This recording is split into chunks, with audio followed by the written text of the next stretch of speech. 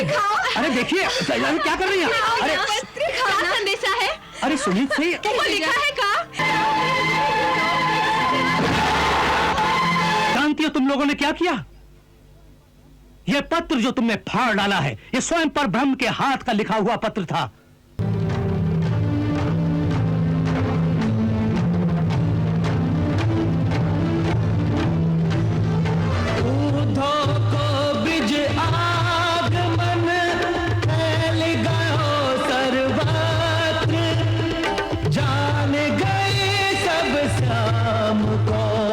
संग लायो है पत्र।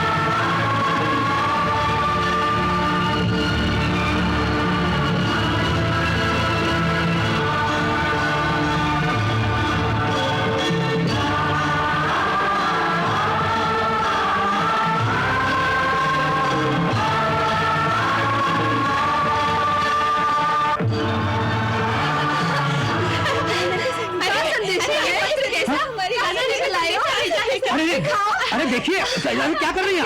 अरे क्या संदेशा है? अरे सुनिए सही, वो लिखा है का? हाँ मोको लिखो है का? इस चिट्ठी में क्या संदेशा भेजा है मोए? हाँ मैं बताता हूँ। अरे ये चिट्ठी फट जाएगी। अरे छोड़िए ना। अरे मैं बताता हूँ मैं। एक मिनट। अरे यार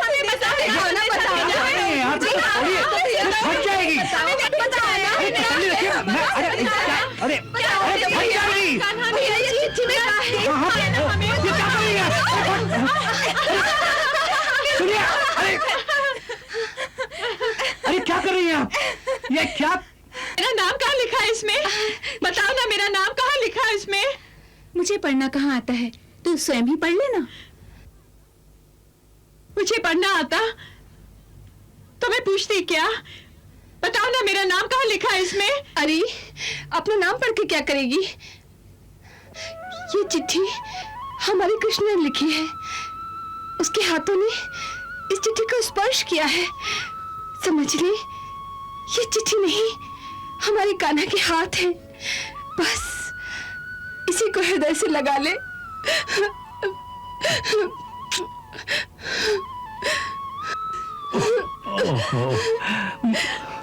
तुमने मुझे याद किया कान्हा, तुम मुझे भूले नहीं, तुमने मुझे याद किया। कान्हा, तुमने मुझे याद किया। मेरा नाम चिट्ठी में लिखा कान्हा। ये क्या कर रही हो? देखती नहीं फट जाएगी। तुम्हारे अश्रु से सारे अक्षर धुल जाएंगे। ये क्या कर रही हो तुम लोग?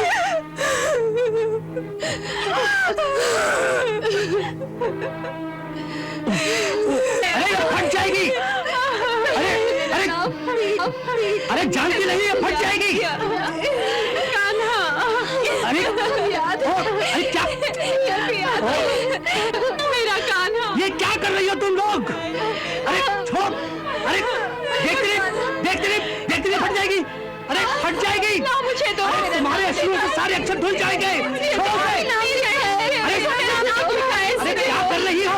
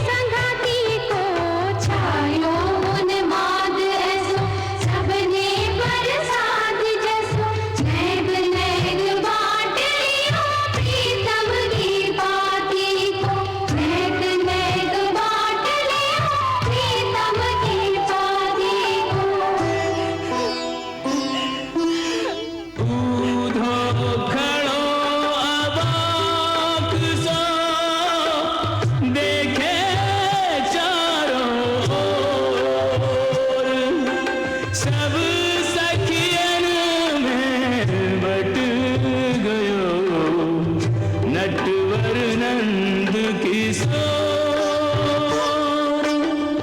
बट गयो नंद किशोर।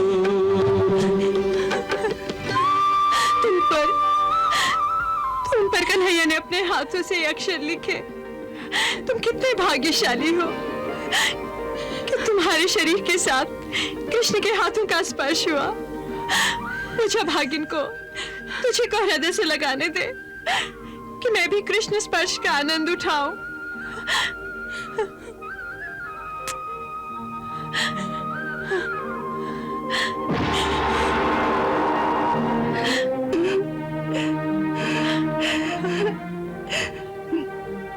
मेरे कान्हा की चिट्ठी, मेरे कान्हा की चिट्ठी।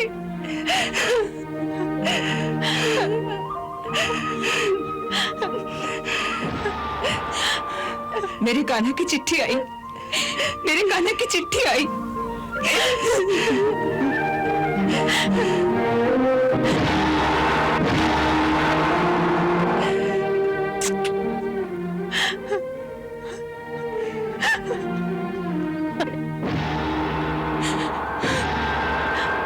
मेरे कान्हा की चिट्ठी आई।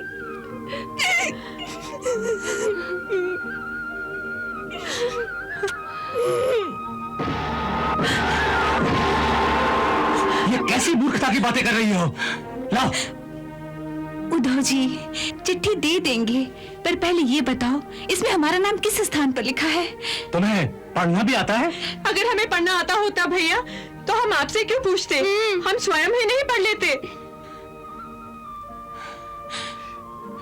लाओ।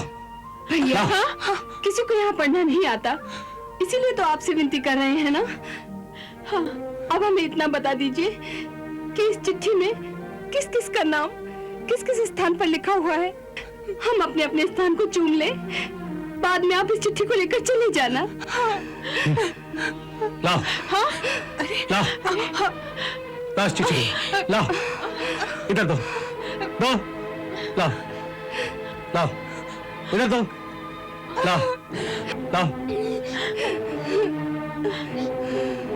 इस पत्र में किसी भी स्थान पर किसी का भी नाम नहीं लिखा हुआ है।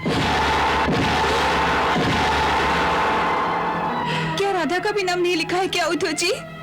नहीं, इस पत्र में राधा का भी नाम नहीं लिखा है।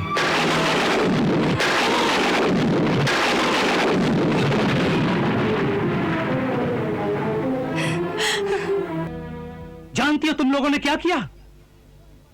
यह पत्र जो तुमने फाड़ डाला है, यह स्वयं पर ब्रह्म के हाथ का लिखा हुआ पत्र था।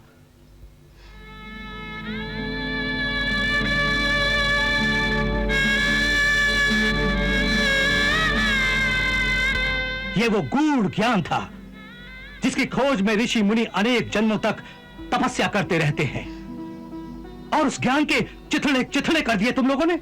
अरे, इतना ही दुर्लभ ज्ञान था तो उन्हीं ऋषि मुनियों के पास ले जाते। हम जैसी गंवार ग्वालिनों के पास इसे लाने की क्या जरूरत थी? बोलो। तुम्हारे कल्याण के लिए। शारीरिक मोह की जिस भावना को तुम प्रेम प्रेम करती फिरती हो, उस प्रेम के दलदल से तुम्हें बाहर निकालने के लिए भगवान श्री कृष्ण ने तुम्हारे नाम ये पत्र लिखा था।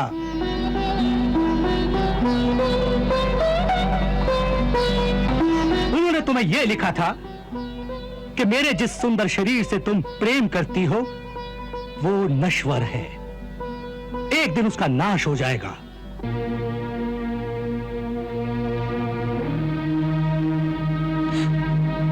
इसलिए इस मोह के बंधन को तोड़ो और मेरे अविनाशी रूप का ध्यान करो जो निर्विकार है, निराकार है।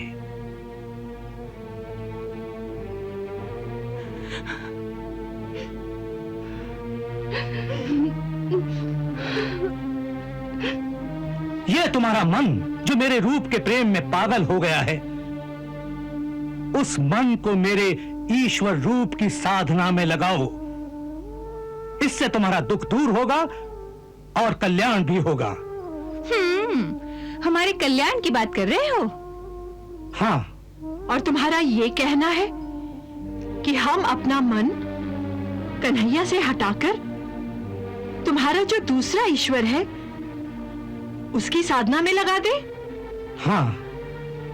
भैया, हमारे पास तो एक ही मन था जो हमारे कान्हा के साथ मथुरा चला गया। हमारे पास कोई 10-20 मन तो है नहीं जो तुम्हारे ईश्वर की आराधना कर सके। उद्धव जी, मुझे एक बात बताइए, तुम्हारा वो ईश्वर रहता कहाँ है? क्या उसके नैन भी हमारे कन्हैया के नैनों की तरह सुंदर और कटीले हैं? क्या उसके हाथों में वही नरमी है? उसके स्पर्श में वही गर्मी है जो कृष्ण कन्हैया के हाथों में है? क्या हम उसे गले लगा सकते हैं? नहीं, नहीं, नहीं, नहीं। ना उसके हाथ हैं, ना उसके नयन हैं, ना वो किसी के गले लग सकता है। वो परब्रह्म परमेश्वर निराकार, अविनाशी और अचल है। ना वो पैरों से चलता है, ना वो कहीं आता है, ना कहीं जाता है, क्योंकि वो हर समय हर स्थान पर व्याप्त और विराजमान है। ना वो पैदा होता है, ना वो मरता है।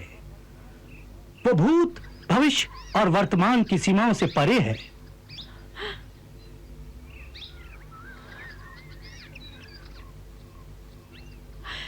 ना वो कहीं आता है, ना वो कहीं जाता है, तो फिर हमारी उससे भेंट कहाँ होगी उद्धव भैया? अगर उसके हाथ नहीं तो वो हमें छुएगा कैसे? उसके नयन नहीं तो वो हमें देखेगा कैसे?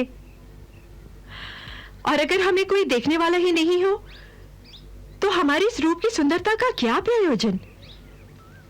हम सजे संवरे किसके लिए उद्धव भैया?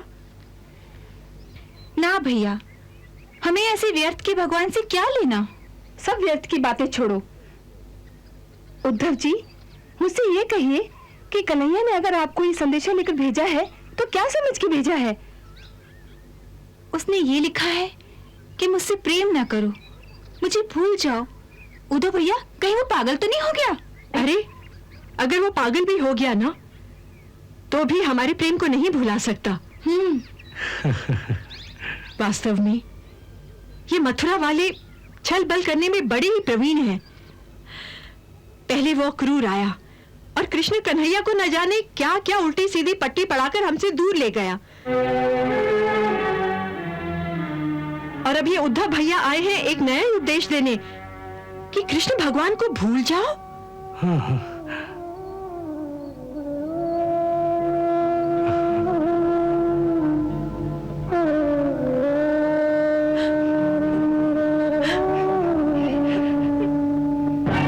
ना भैया ना, ऐसा अत्याचार हम पर मत करो। और यदि किशन ने आपको ये संदेशा लेकर भेजा है तो ये उपदेश उसी के पास वापस ले जाइए। उससे जाकर कहिए कि वही उस ईश्वर को ध्याए, हमें अपने प्रेम मार्ग से पथभ्रष्ट ना करे। पहले ही हम लोग विरह में दुखी हैं, हमें ऐसे कटु उपदेश देकर और दुखी मत करो। तुम्हें दुख देने के लिए नहीं, तुम्हारे दुख दूर करने के लिए उन्होंने ये संदेशा भेजा है।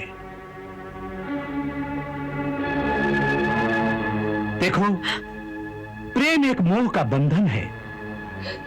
जो इस मोह के दलदल में फंसेगा वो अवश्य दुख पाएगा।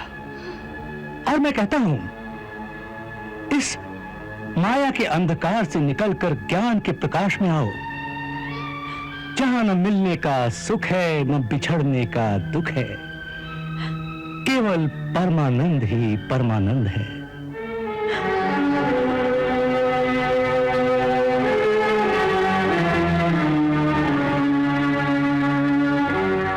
मिलने का सुख नहीं, बिछड़ने का दुख नहीं, ऐसा जीवन जीने से क्या लाभ?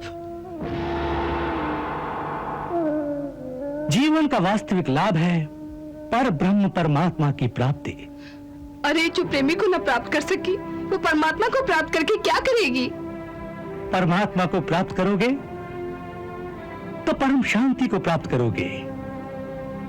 ये जो तुम्हारी हाय हाय है ना, हाय मुझे प्रेमी नहीं मिला, हाय मुझे झूठे वचन देकर चला गया। हाय मुझसे विरह की पीड़ा नहीं सही जाती। सब शांत हो जाएगा, न झूठे वचन का दुख रहेगा, न विरह की पीड़ा रहेगी। सब शांत हो जाएगा। सब शांत हो जाएगा। हाँ, जैसे शव शांत होता है, जैसे शव शांत होता है, जैसे शव शांत होता है, जैसे शव शांत होता है।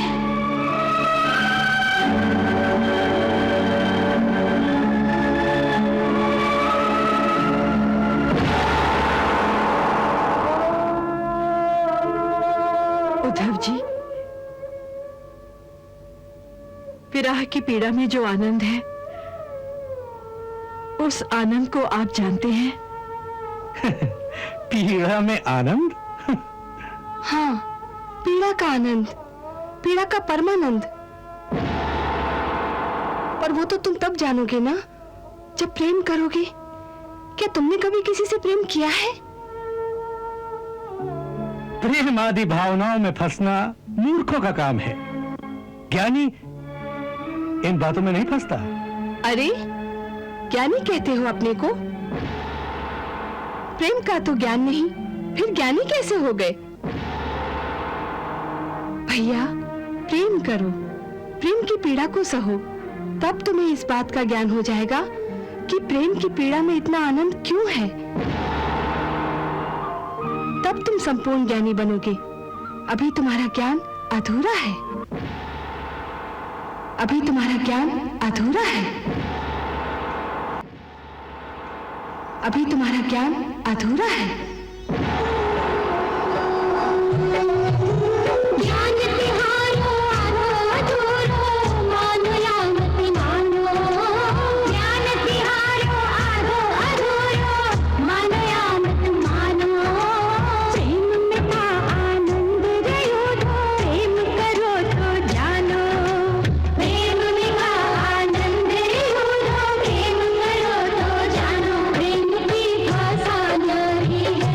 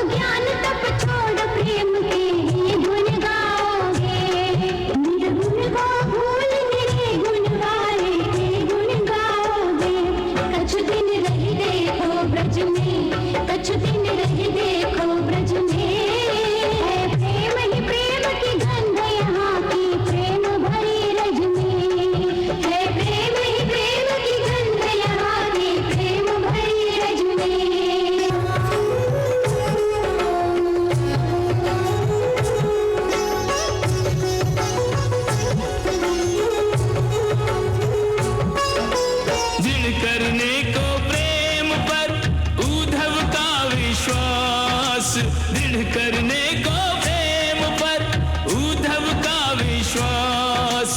सखियां उनको ले चली राधा जी के पास।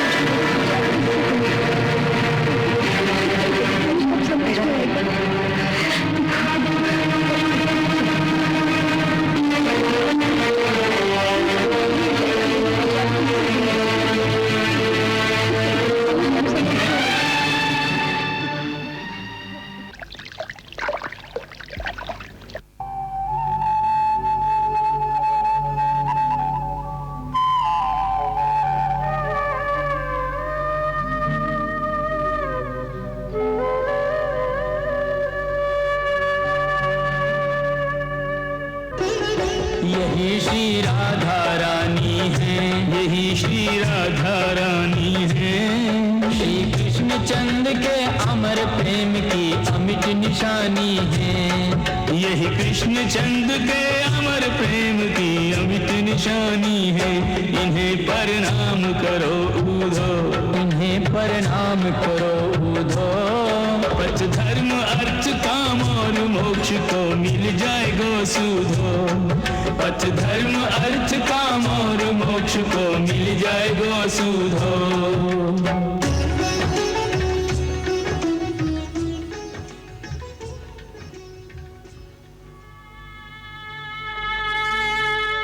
लो राधा, ये कृष्ण का नया संदेश लेकर आए हैं।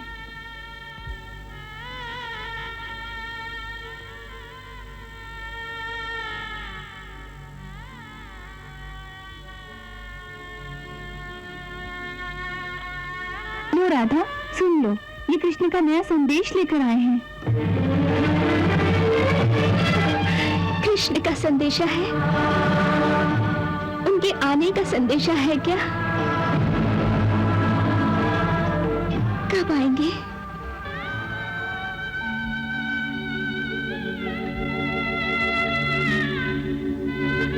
अरे, आने का संदेशा नहीं है। उन्होंने तो कहा है कि मुझे भूल जाओ।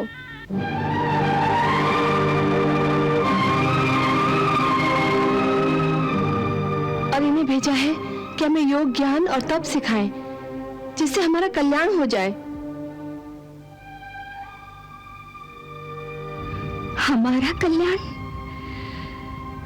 तप और ज्ञान से हमारा कल्याण होगा? ये किसने बता दिया आपको? हमारा कल्याण तप और जोग से नहीं, केवल संयोग से होगा। संयोग से।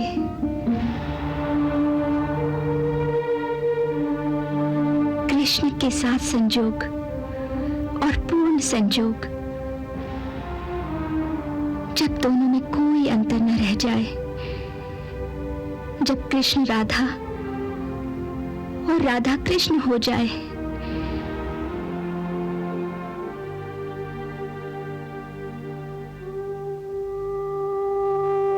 बस हम तो इसी को योग मानती हैं और यही हमारा प्रेम योग है।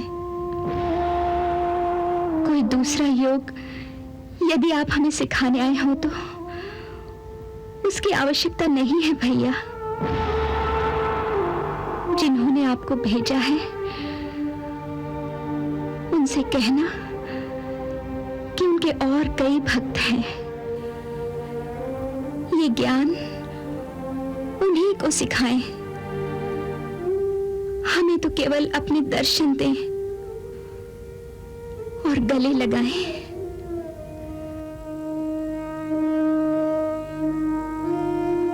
बस, और न हमें कुछ मांगना है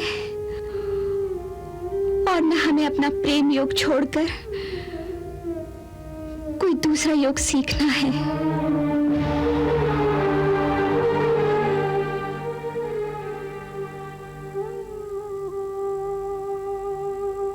ये जो आपका प्रेम योग है ना, इसमें दुख ही दुख है, पीड़ा ही पीड़ा है। भगवान ने मुझे यही उपदेश देने के लिए आपके पास भेजा है, जिससे आपको इस प्रेम की पीड़ा से मुक्ति मिले।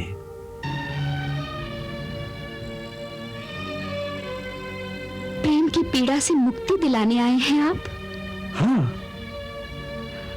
परंतु हमने मुक्ति कब मांगी है? किसे चाहिए मुक्ति इस पीड़ा से?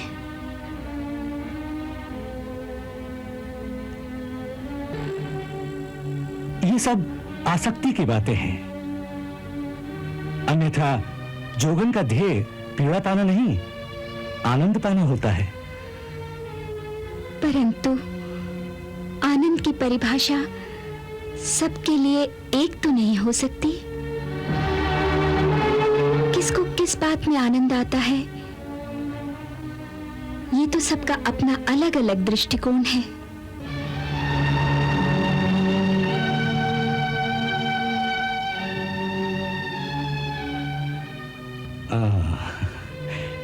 आनंद का मापदंड सबका अलग अलग हो सकता है, परंतु एक बात निश्चित है, पीड़ा को कोई आनंद नहीं कह सकता। कह सकता है। जिसे पीड़ा में आनंद आए वो कह सकता है।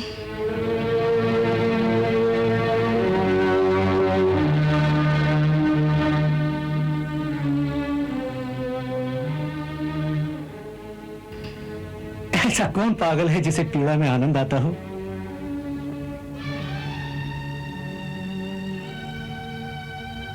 एक माँ और एक प्रेमिका। माँ और प्रेमिका? मैं कुछ समझा नहीं। देखिए, पुत्र को जन्म देते हुए हर स्त्री को कितनी असह्य पीड़ा होती है, परंतु एक माँ के लिए पुत्र जन्म में इतना आनंद है कि संसार की प्रत्येक स्त्री इस पीड़ा के लिए लालायित रहती है। यही हाल प्रेमिका का है, जिसे जीवन में प्रेम का उपहार मिल जाए, जो अपने अधरों से प्रेम रस का प्याला लगा ले, उसे संसार में किसी और आनंद की आवश्यकता नहीं रह जाती।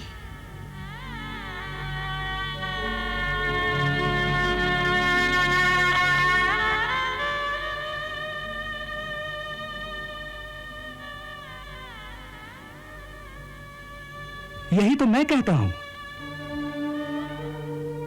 अधरों का प्याला तो क्षण मात्र के लिए हो सकता है, तत्पश्चात जो जीवन भर का विरह तड़पाता है, उसका क्या उपचार है? ये जो आप बार बार विरह विरह की बात कह रहे हैं, विरह कहाँ है? विरह तो शरीरों का हो सकता है, अन्यथा प्रेमियों की आत्माओं में विरह नहीं होता।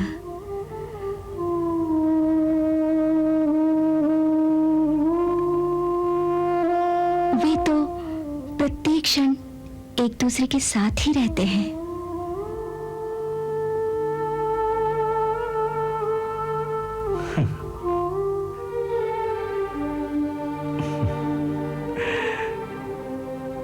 ये सब कल्पना की बातें हैं।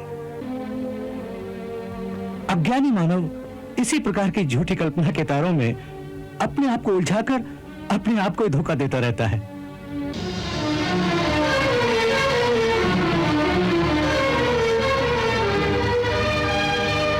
आपने हमारी बात को कल्पना और झूठी कल्पना कहा। प्रेमियों की बात परम सत्य होती है। हमने आपसे कह दिया कि प्रेमी प्रत्येक क्षण एक दूसरे के साथ ही रहते हैं, तो सत्य ही कहा है।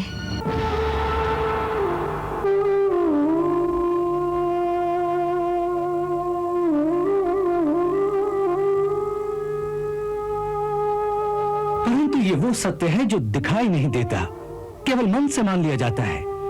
इसलिए मैं इसे कल्पना ही कहता हूं।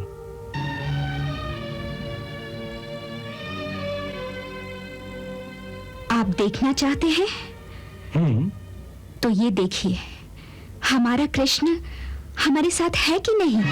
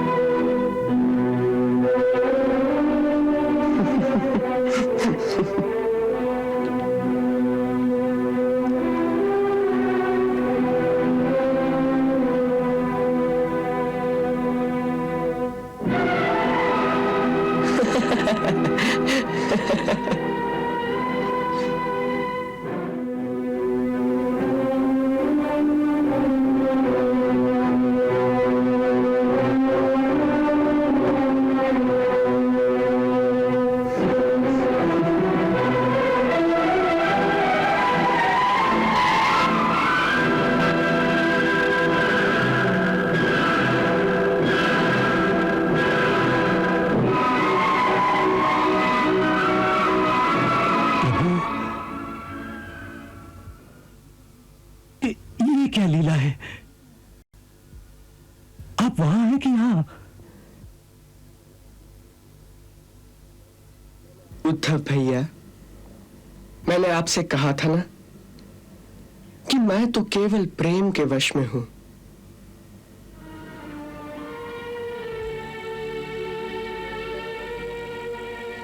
जहां मेरा प्रेमी मुझे बुलाएगा, मैं वही हूं।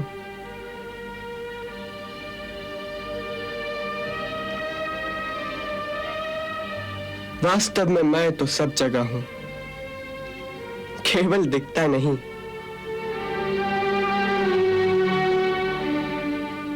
जैसे अंधकार में वहीं पड़ी हुई कोई वस्तु दिखाई नहीं देती और दीपक जलते ही वो वस्तु दिखाई देती है, उसी प्रकार यदि मुझे देखना हो तो केवल प्रेम और भक्ति का दीपक जलाओ, मुझे वहीं खड़ा पाओगे। यही परम सत्य है उद्धव जी, और यही परम ज्ञान है। उद्धव जी को मिल गया साचा प्रेम प्रमाण, भरम गया संशय गयो, जागो साचो ज्ञान, जागो साचो ज्ञान।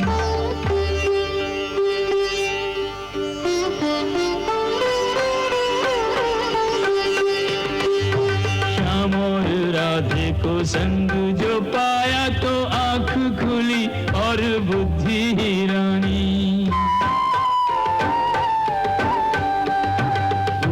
बेचारा समझ नहीं नहीं पाए कि वास्तव क्या और क्या है कहानी।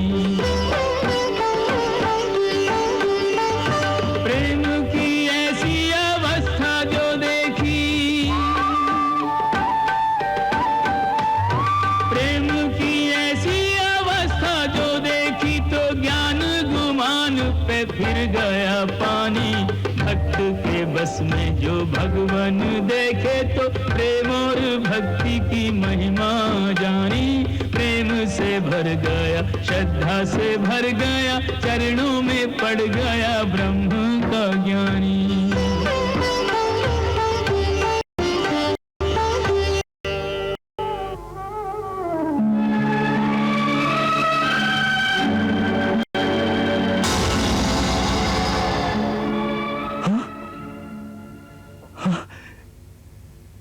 प्रभु,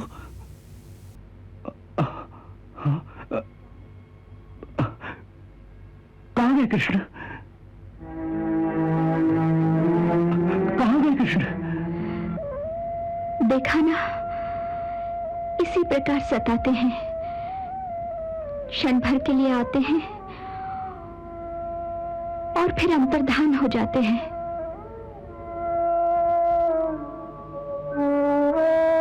इतना तड़पाना, इतना तरसाना कोई अच्छी बात है उद्धव जी? राधे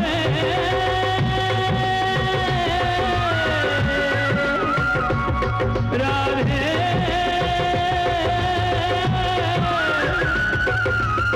राधे रानी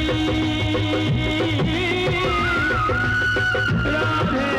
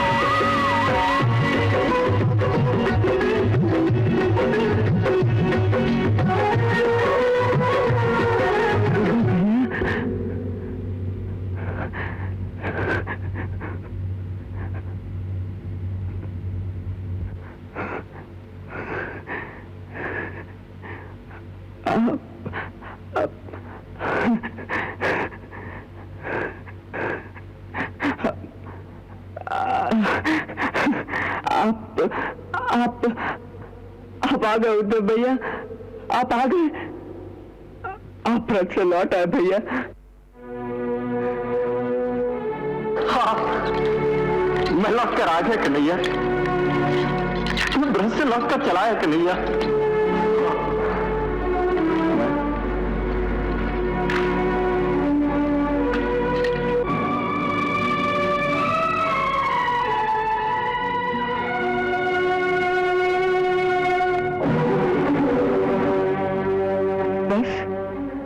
बस इतना ही कहकर चुप हो गए।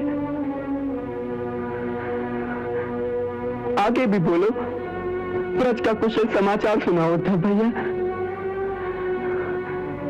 ब्रज का कुशल समाचार सुनाओ। सब लोग कैसे हैं? मेरे गोप सखा कैसे हैं? गोपियां कैसी हैं?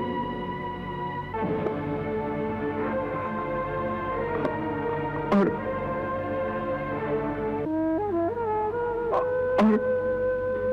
राधा जी कैसी हैं?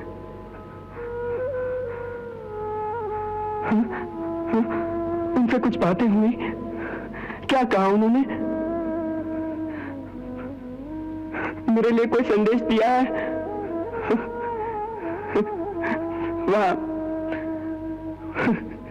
वहां मुझे कोई याद भी करता है उद्धव भैया।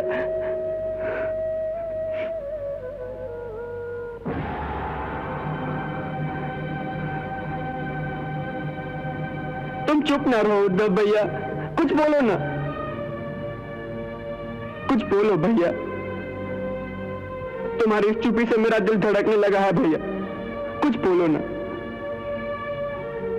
कुछ बोलो ना उद्धव भैया।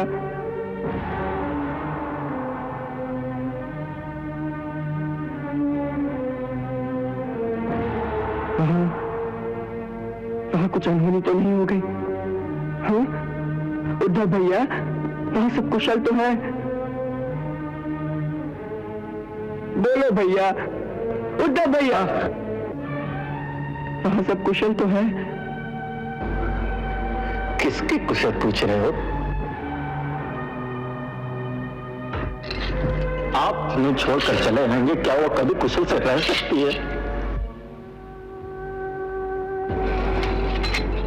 तुमने इतना घोर अन्याय उसके साथ क्यों किया? इतना घोर अन्याय तुम कैसे कर सकते हो? तुम इतने निर्मम हो, इतने निष्ठुर हो कि मुझे बरस जाकर ही पता चला, अन्यथा मैं तुम्हारा यह रूप कभी पहचान ही नहीं पाता।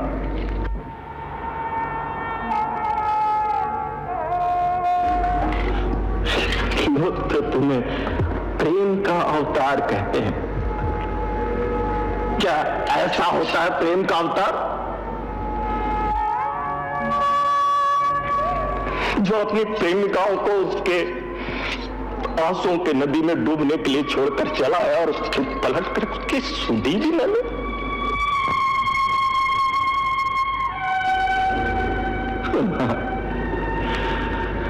आप तो महलों के बड़े बड़े राजकार्यों में व्यस्त हैं। अरे उनकी भी सोचिए, जिनके जीवन में आपके सिवा और कुछ काम नहीं, चारों पर बस एक ही काम है, आपको याद करना, आपकी बातें करना, आपका गुणगान करना। उनकी सोचिए जिसके हृदय में आपकी विरह की पीड़ा दिन रात एक धान की भूसी की धीमी धीमी आग की तरह सुलगती रहती है, परंतु भस्म नहीं होती, निरंतर जल रही है, फिर भी जी रही है। आप जानते हैं क्यों जी रही है?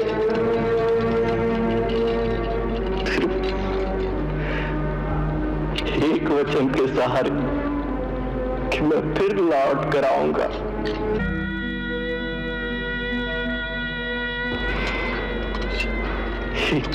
गोपी ने मुझसे क्या कहा था जानते हैं? उद्धव भैया, मैं उनके विरह में मर नहीं सकती, क्योंकि उसने वचन दिया है आने का, और जब आएगा और यदि हमें जीता नहीं पाएगा तो वो बहुत दुखी होगा उद्धव भैया। हम उनको दुख नहीं दे सकते उद्धव भैया। जिनसे प्रेम किया जाता है उससे कभी दुख नहीं दिया जाता उद्धव भैया। ये है प्रेम की पराकाष्ठा। भले ही सारा जीवन व्यर्थ हो जाए, परंतु अपने एक वचन के सहारे प्रतीक्षा के रास्ते पर आंखें बिछाए बैठी रहेगी।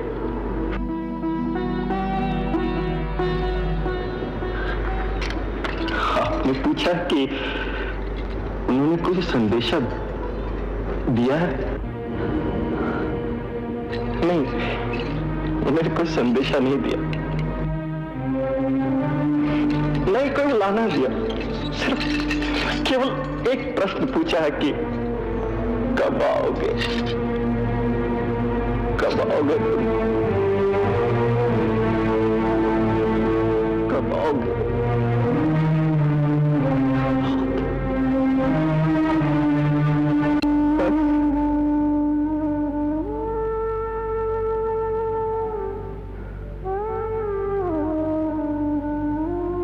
एक ही प्रश्न पूछा है सबने, कब आओगे? हाँ, और इसका उत्तर देने के लिए आपको स्वयं जाना पड़ेगा। मुझे जाना पड़ेगा? ये आप क्या कह रहे हैं उद्धव भैया? हाँ, आपको ही जाना पड़ेगा।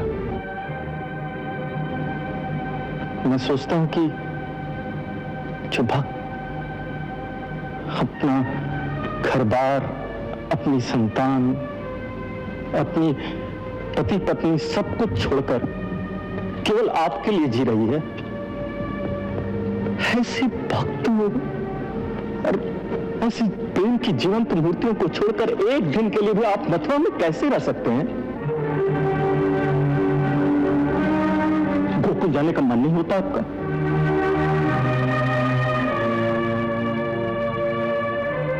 करता है,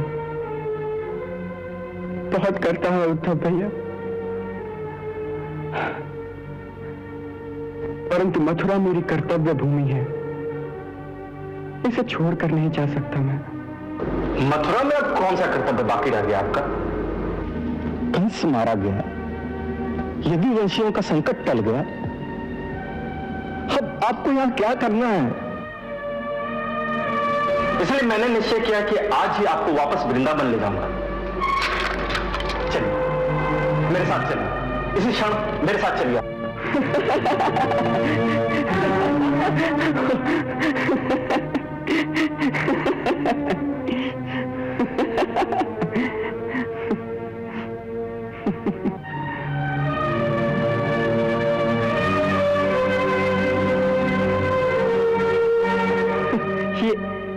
ये काया पलट कैसे हो गई उद्धव भैया?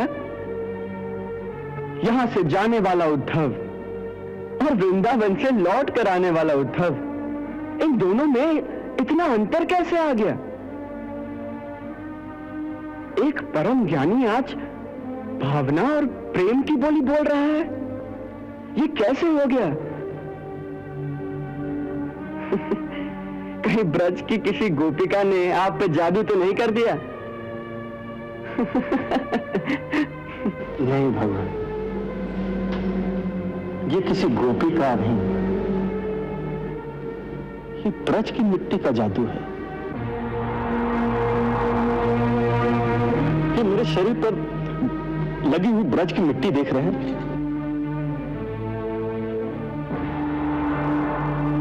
इसे एक बार अपने देह पर लगा कर तो देखिए।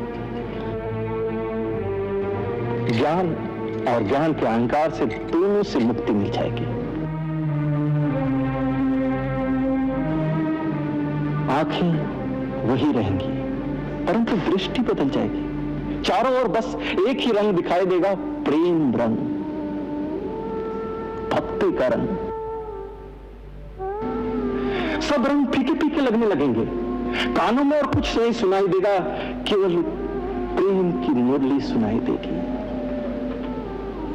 प्रेम की मुरली।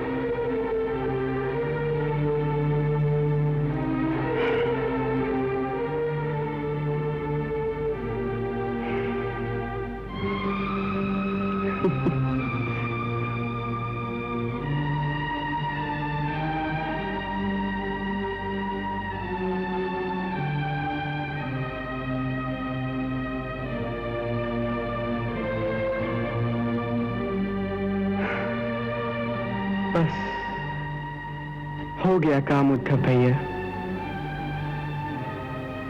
जिस काम के लिए आपको ब्रिज भेजा था वो काम पूरा हो गया।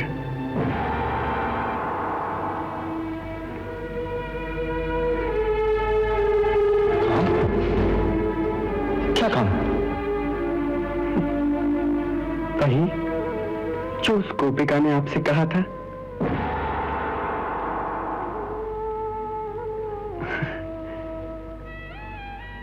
अर्थात ज्ञान की भांग का नशा जो आप पर वारी था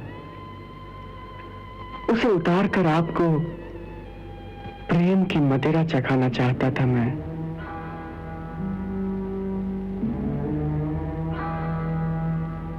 ज्ञान में एक अहंकार रहता है, परंतु प्रेम की मदिरा में एक ऐसी मस्ती है जिसमें प्रेमी अपने को भूल जाता है, केवल अपने प्रेमी को याद रखता है।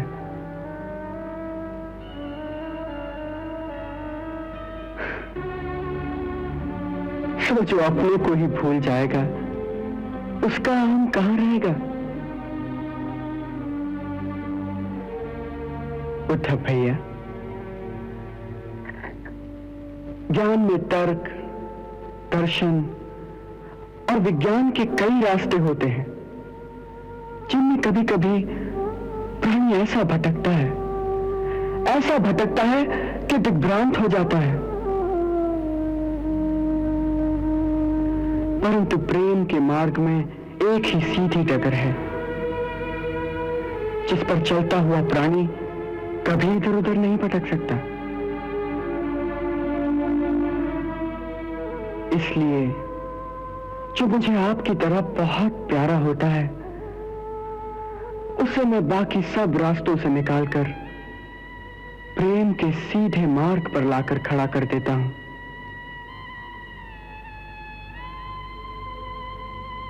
बस उस मार्ग पर वो जैसे भी चलेगा भटकेगा नहीं और अंत में सीधा मुझ तक पहुंच जाएगा।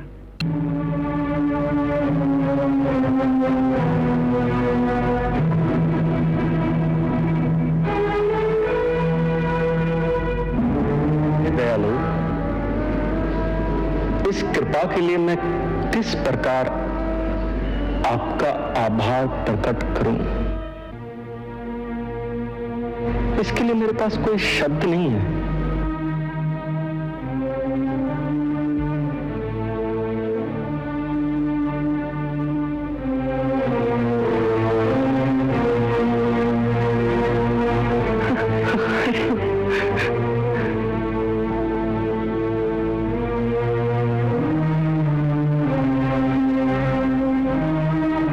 नहीं उद्धव भैया,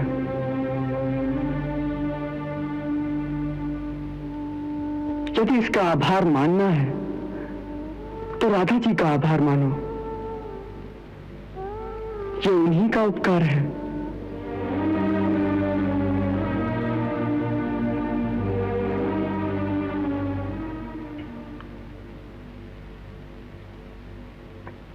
राधे,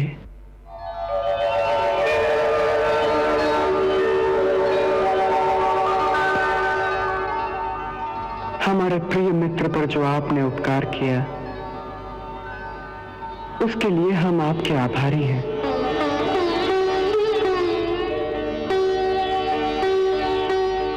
हमने ये आभार स्वीकार कर लिया है,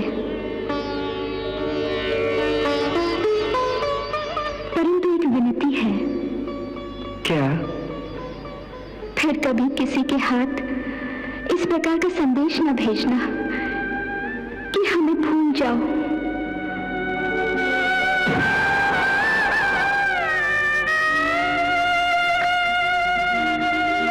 हमें ऐसी बात सुनकर भी दुख होता है।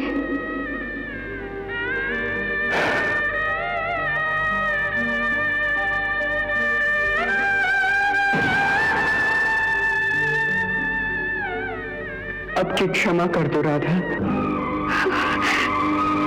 फिर ऐसी भूल नहीं होगी।